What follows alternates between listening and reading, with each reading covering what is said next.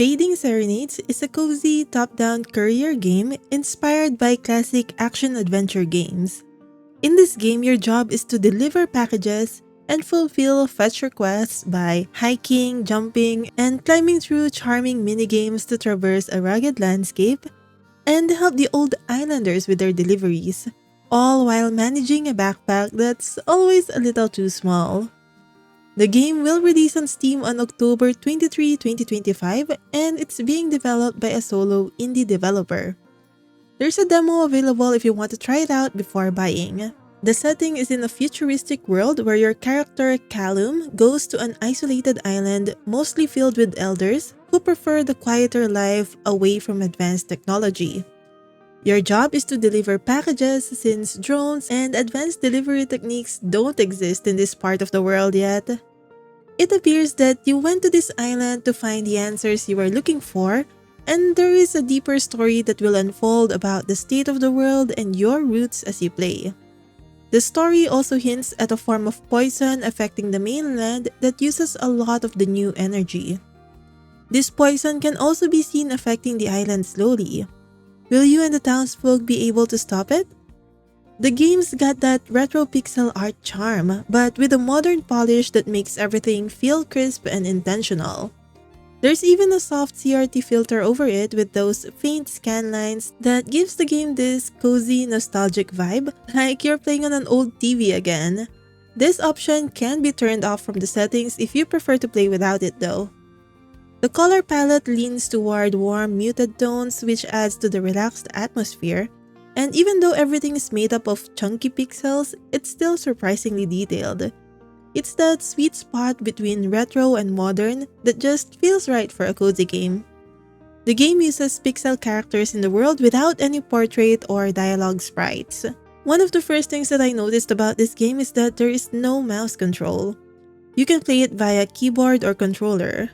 I'm not used to playing it on just the keyboard, and I found that using the controller is the best way to enjoy the game. The controls are fairly simple, though there are some actions that you can only perform once you get the necessary item, which confused me at first. I thought I was not pressing the correct buttons. This game is not the type to hold your hand with a lot of tutorials. You will have to figure out how to do the minigames and other things by yourself. It is a game that encourages you to pay attention to the hints and notes scattered in the world and test things out for yourself. The map of the game is surprisingly big and there are so many areas to explore. However, since the game focuses a lot on taking or collecting things from one place to another, I think the game added some challenge by only making the map accessible at the post office. I'm not sure if there's going to be an upgrade for this at some point, but I got lost once or twice or maybe 20 times trying to locate everyone. There's also no character icon on the map, and for someone who is not good at names, I got the characters confused at times. The game does start out with just a few characters and gradually introduces new ones, so I eventually remembered everyone. Since we all follow the storyline of Callum, there is no character creation in this game. There's no autosave, but there are manual save points scattered around the map in the form of these microwaves. One important thing to note, you can only have one save file at a time. Be careful about starting a new game because it will overwrite your data. The NPCs will give you tasks like delivering packages to another NPC or asking you to gather items like mushrooms for them. Each NPC tends to stay in their particular area, but they will be at different random locations per day, so you would have to search for them. You have to put these packages or items inside your backpack in order to carry them, and your backpack will have very limited space at the beginning, so you would have to arrange the items accordingly. Otherwise, you would have to make several trips back and forth. There are two things to keep track of while you are traversing the terrain. First is the time.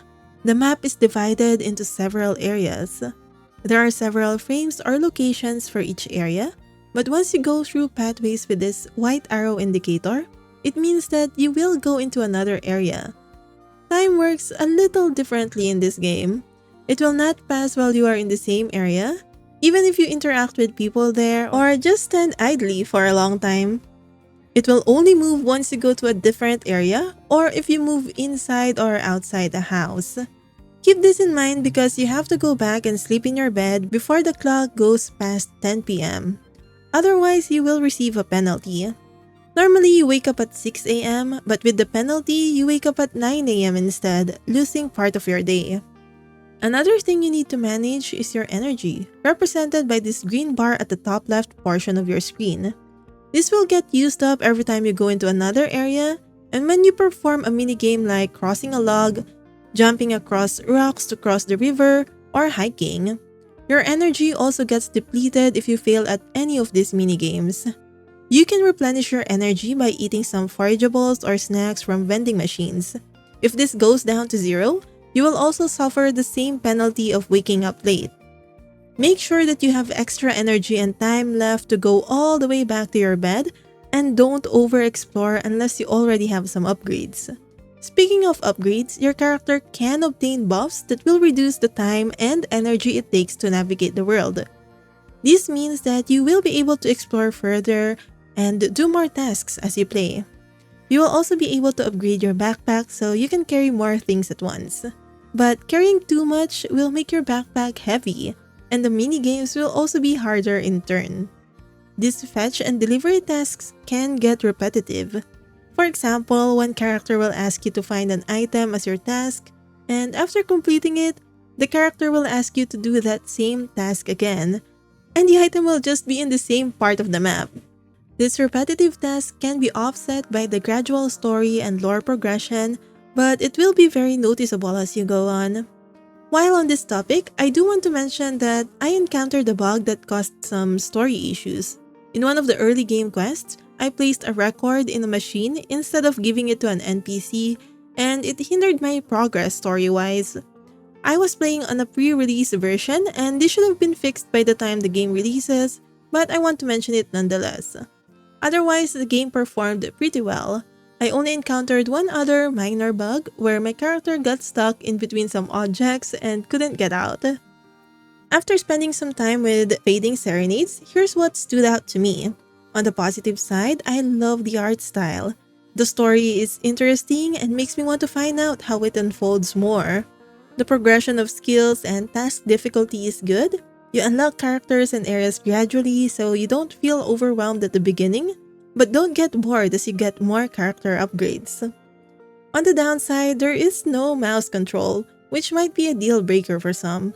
There are also some tiny quality of life details like having to manually save, and there's no confirm button when you click on the bed, so it automatically advances to the next day. The repetitive non-story related tasks and requests from NPCs can also get tedious. You will enjoy this game if you like cozy exploration games with an interesting story and retro pixel art. Just be aware of the lack of mouse control, manual saving, and repetitive fetch quests. The game will release on October 23 for PC. So, what do you think of this game? Are you planning to pick it up? Remember, there's a demo available so you can try it out first. Check out this playlist for more cozy game finds.